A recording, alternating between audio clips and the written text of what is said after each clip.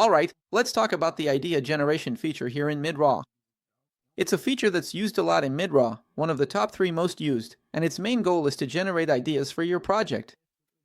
So, it's pretty straightforward. You add your project to the AI in Redraw, and it'll give you suggestions.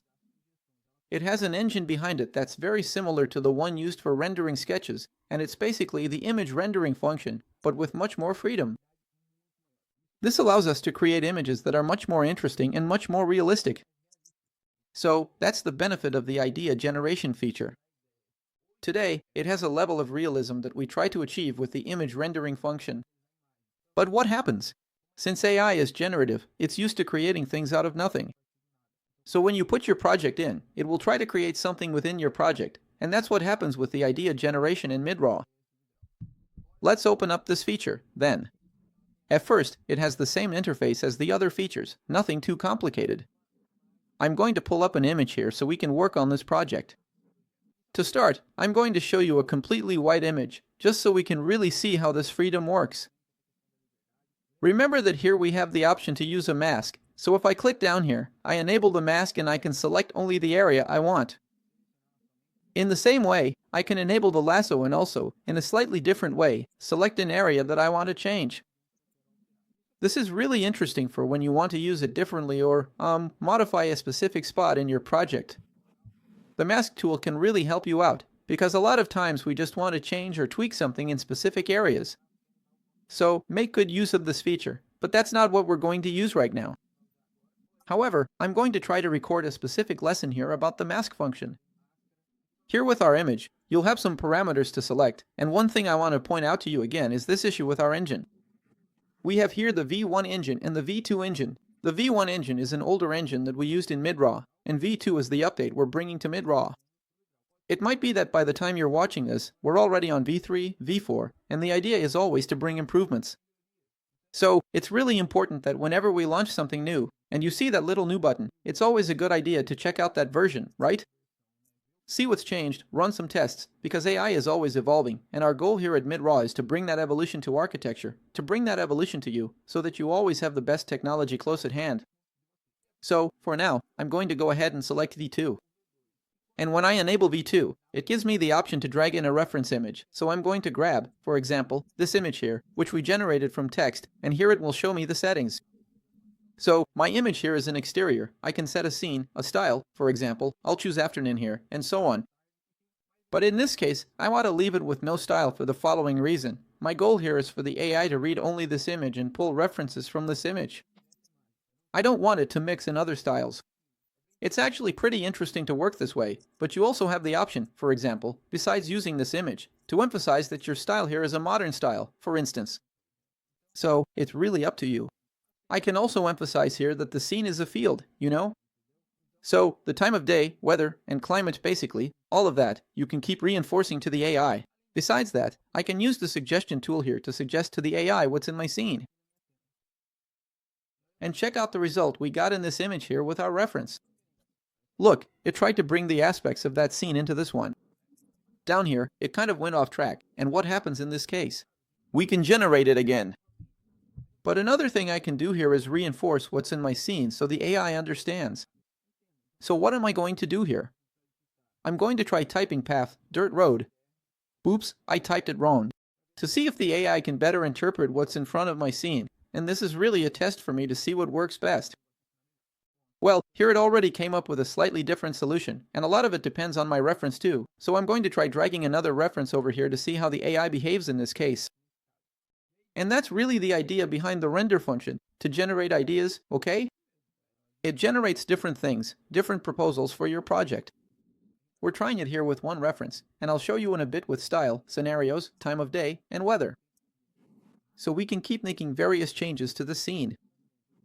But one thing you can notice is that it applied all the changes to our scene, it textured our entire project.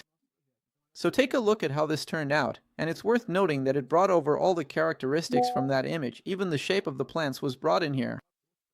So that's the idea generation function of Redraw. Of course, let's do one more test here. I'll leave it on V2, and I'll set the style to exterior. Here, let's put something like country house. For the setting, I'll also put countryside to reinforce it, but I could, for example, put forest and it would bring in more vegetation. For the weather, I'll put sunny weather here. Later, we'll also test the same image with snow and rain styles to see how it behaves. So look at how our image turned out, and notice that it stayed really true to our style here, right? Just like we suggested, a country house. And what does a country house have? Wood, so it brought wood into our scene. But look at how interesting all this vegetation turned out, how much it really improved this area. This here, well, you can really let your imagination run wild. Let's say you're rendering this image here and you need to create its surroundings. So you come here, generate an idea in Redraw, and then do a montage, placing your rendered image inside the setting you have in mind. This turned out really cool. Let's try changing it to a snow style then. Let's see how our image will look in a snow style. Check it out. So now we have a snowy look for our scene. See how all of this is getting really interesting. You can keep building your nighttime project, and here, let's set it to night. And it's worth remembering that in the idea generation function, every time you generate something here, it'll be different. So, many times, if you generate an image and it doesn't turn out well, you can generate it again, because maybe the AI focused on some feature that didn't look so good, but in the next generation it might come out more interesting. So look, in the nighttime style, how cool this image turned out. That's the goal of the idea generation feature. Now we're going to test the idea generation v1, but I think you've already understood how all of this works. We can run some tests here, look, with an interior image before we move on to the exterior. So I'm going to select interior here.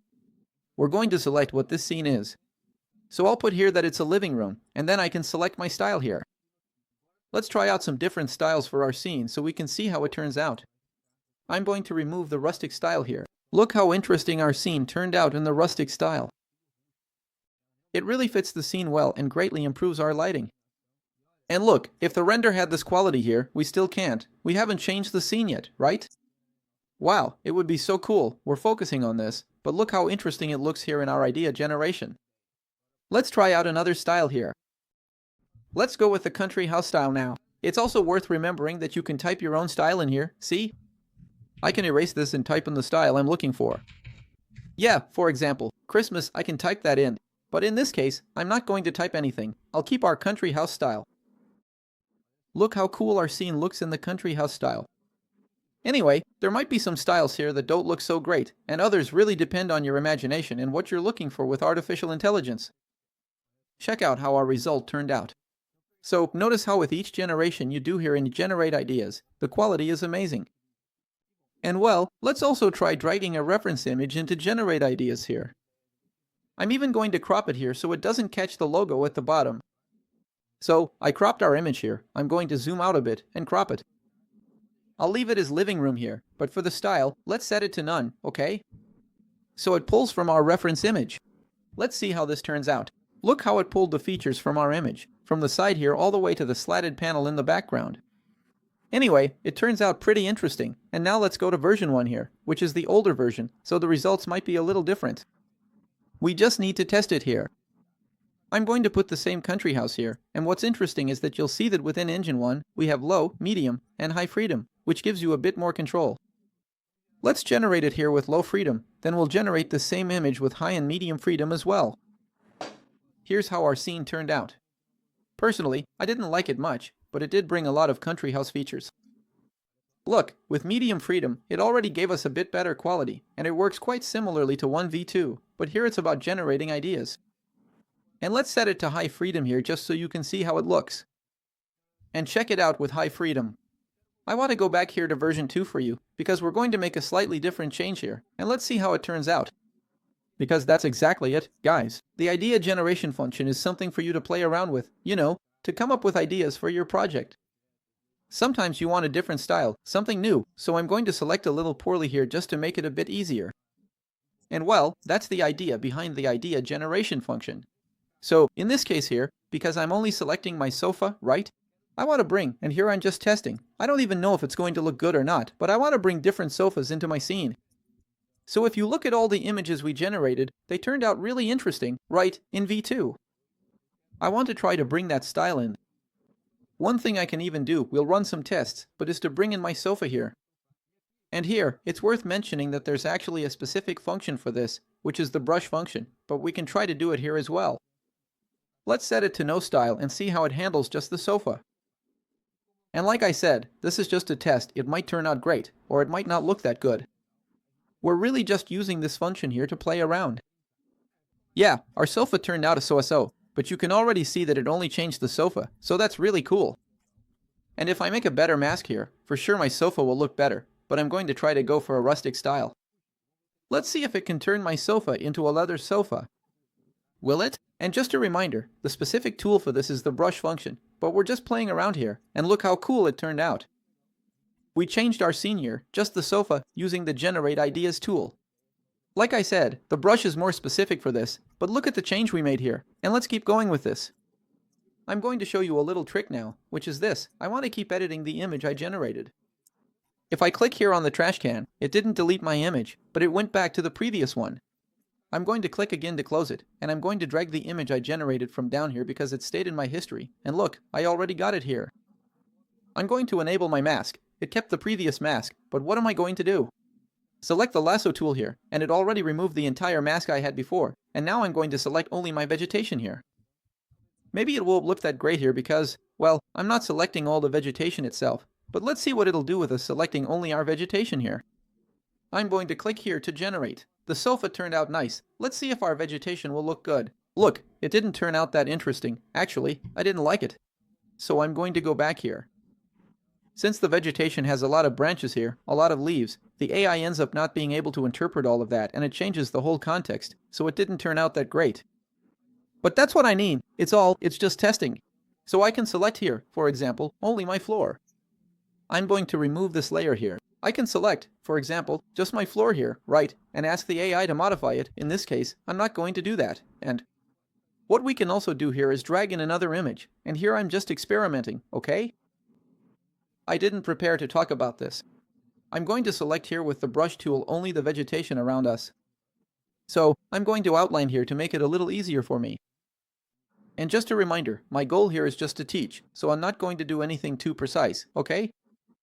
I'll make my outline and now I'm going to increase the size of my mask here, see, so we can make a slightly bigger mask. Yeah, you probably just saw the magic of the sped up video, but it actually took a little while for us to make this mask.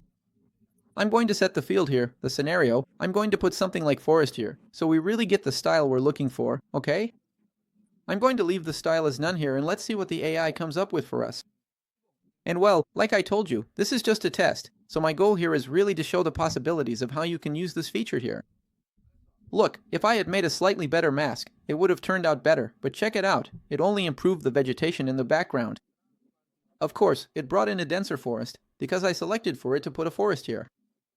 Maybe if I had chosen a field here, the change would have been a bit more subtle.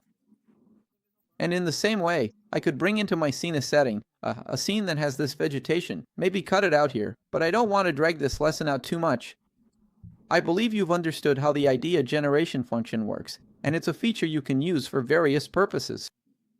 And as I mentioned, it works very similarly to the render strokes function, except that the render strokes function was actually made for us to render drawings.